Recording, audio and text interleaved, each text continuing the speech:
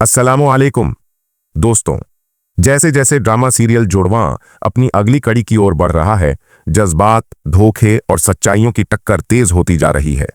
मजहर के दिलो दिमाग में हलचल मच जाती है जब उसे फरहत के भयानक चेहरे की हकीकत पता चलती है। एक तरफ फरहत सारा को झारा और शाजिया के खिलाफ झर भर रही है, दूसरी तरफ वो अपनी साजिशों की आखिरी हदें भी पार कर चुकी है। जब उसे पता चलता है कि मजहर अब सच्चाई जान चुका है तो वो खामोश नहीं रहती। वो अब मजहर को हमेशा के लिए रास्ते से हटाने का फैसला कर लेती है। चालाकी से वो आदिल को इस्तेमाल करके जायदाद के फर्जी कागजात मजहर के सामने लाती है। आदिल मजहर के पास एक फाइल लेकर आता है और उससे दस्तखत लेने की कोशिश करता है। मजहर जैसे ही फाइल खोलता है, फरहत तुरंत दखल देती है। एक दर्दनाक झूठ के पर्दे में वो कहती है, भाई साहब, रुक्शी का घर तबाह होने वाला है। मुनव्वर को अगवा कर लिया गया है। हमें नहीं पता उसे कहां ले जा रहे हैं। जल्दी से दस्तखत कीजिए, हमें फौरन निकलना है। मजहर अपनी परेशानी और गुस्से को दबाता है और जज्बात में बहकर बिना पढ़े दस्तखत कर देता है।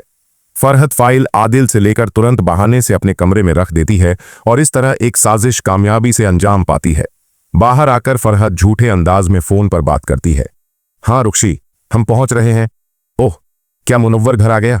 शुक्र है, हम सब बहुत परेशान थे। ठीक है, अब हम वापस जा रहे हैं। मजहर हैरान रह जाता है। अभी अभी जो कयामत टूटने वाली थी वो अचानक कैसे टल गई? आदिल बेझिझक बोल उठता है, अम्मी, पहले सच्चाई की तस्दीक तो कर लिया कीजिए। आप ऐसी बातों से सबको परेशान क्यों करती हैं? तब ज़ारा आगे आती है और अपने अब्बू को सच्चाई बता देती है।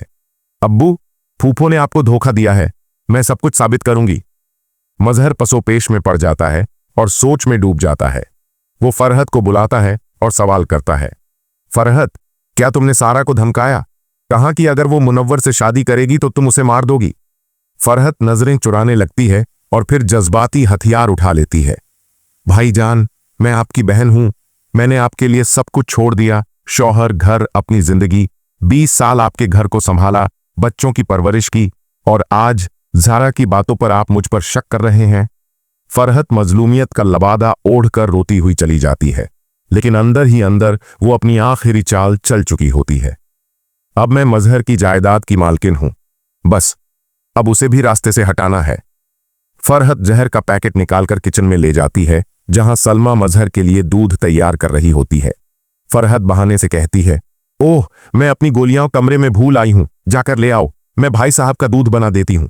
जैसे ही सलमा कमरे में जाती है, फरहत मौका पाकर मजहर के दूध में जहर मिला देती है, लेकिन ये मंजर ज़ारा अपनी आंखों से देख लेती है।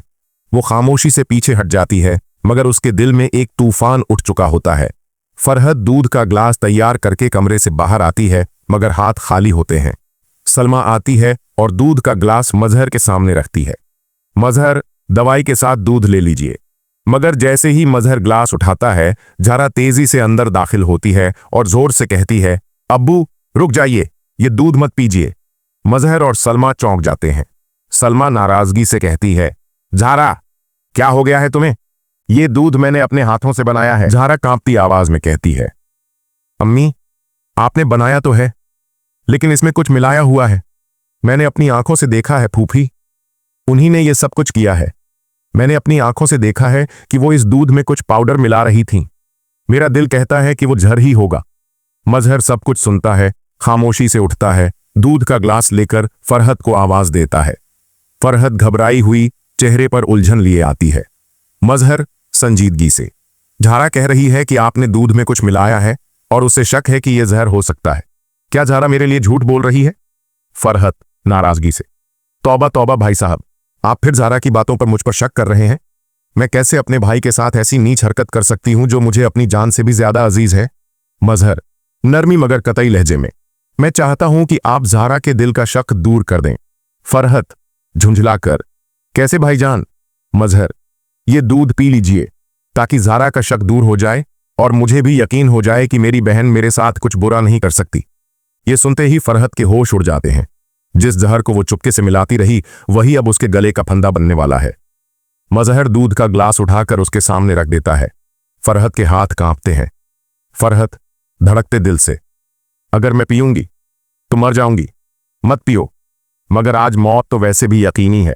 ज़ारा आगे बढ़ती है, झुककर नरमी से कहती है, प्लीज पी लीजिए, और मेरा शक दूर कर दीजिए फूफी। झारा दूध का ग्लास उठाकर फरहत के मुंह के करीब लाती है। सब घरवाले सांस रोके ये मंजर देख रहे हैं। आदिल के चेहरे पर भी परेशानी है। उसे भी अपनी मां पर शक होने लगा है, मगर दिल इनकार करता है। झारा जबरदस्ती फरहत का मुंह थामती है, मगर उसी पल फरहत गुस्से से दूध का ग्लास उसके हाथ से झटक देती है। ग्लास जमीन पर गिरता है। अचानक एक बिल्ली आती है और दूध पीते ही मर जाती है। सब सन्न रह जाते हैं। झारा की बात सच साबित हो जाती है। झारा आंसुओं में, तुम मेरे बाप का साया हमसे छीनना चाहती थी खाला, तुम्हें जरा भी शर्म नहीं आई? ये सब क्यों किया तुमने? फरहत गुस्से में फट पड़ती है। दौलत के लिए किया, सिर्फ दौलत के लिए। मजहर शदीद दुख से, तो ले लो अपनी सारी दौलत, लेकिन अब मैं तुम्हें इस घर में एक पल भी बर्दाश्त नहीं कर सकता। फरहत तंज से, तो चलिए आप और आपकी बेटियां और बीवियां सब निकल जाइए, क्योंकि अब ये घर, ये जायदाद, सब कुछ मेरा है। सब दंग रह जाते हैं। आदिल शर्मिंदगी से नजरें झुका लेता है। मजहर सदमे से, तुम क्या कह रही हो? फरहत फातेह लहजे में, वही जो आप सुन रहे हैं भाई साहब। ये घर और जायदाद अब मेरे नाम है। याद है मैंने कहा था कि मुनव्वर अगवा हो गया है? आपने जल्दी में एक फाइल पर दस्तखत कर दिए थे। वो फाइल दरअसल जायदाद के कागजात की थी और आपने बिना पढ़े उस पर दस्तखत कर दिए। मजहर दंग रह जाता है। फरहत नरमी से, नाजी मेरी साइड टेबल की दराज से वो कागजात ले आओ। नाजी फाइल लेकर आती है। फरहत सबको घर छोड़ने का हुक्म देती है। नाजी दिल ही दिल में सोचती है कि मम्मा ने मामू के साथ बहुत गलत किया। अगर मामू हम सबको जेल में डाल दें तो बेहतर है मैं वो कागजात उन्हीं को दे दूं। फरहत सबको कहती है कि रात तक यहां से निकल जाओ, ये घर अब मेरा है। नाजी कागजात लेकर रुक जाती है।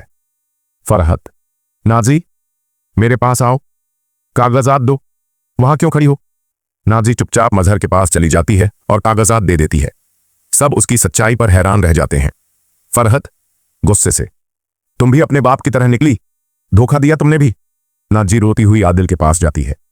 आदिल भरी हुई आवाज में, बस कर दो मम्मा, बहुत हो गया, कितनी नीचे गिर जाओगी आप? मजहर दिल गिरा, मेरी बीवियां और बेटियां चीख चीख कर मुझे सच बताती रहीं, लेकिन मैंने तुम पर एतबार किया क्योंकि मैंने समझा कि मेरी बहन कभी मेरे साथ धोखा नहीं करेगी। मगर आज मुझे समझ आया, मैंने तो अपनी आस्तीन में सांप पाला था। मजहर कागजात फाड़कर फरहत के चेहरे पर फेंकता है और उसे बाजू से पकड़कर घर से बाहर निकाल देता है। उसी वक्त रुक्शी रोती हुई घर में दाखिल होती है। मजहर चौंक कर कहता है, रुक्शी तुम यहां इस वक्त? आदिल पूछता है, रुक्शी क्या हुआ, रात गए तुम यहां कैसे आई?